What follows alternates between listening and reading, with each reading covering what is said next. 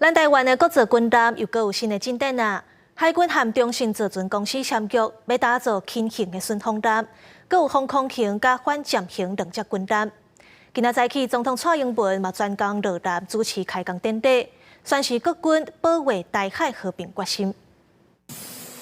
雷射切割更帮正式开始建造轻型顺风舰、防空型的原型舰。海军甲中信造船签约，准备打造轻型顺风舰、防空型甲反潜型两只原型舰。17透早举办开工典礼，总统蔡英文、国防部长邱国正等人拢特别到高雄，见证第一只国造轻型顺风舰开工。我们持续迈向国防现代化，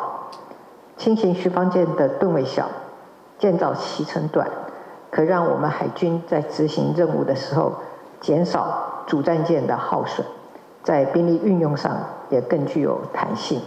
由中信建造轻型顺风舰，全长大约115公尺，宽大约15公尺，标准排水量大约2500吨，满载排水量3000吨，有防空反潜甲水面作战等能力，会使配合现行主作战舰，嘛会使有效应应中国的侵袭，强化联合制海战力。比10年前的 任务更重要，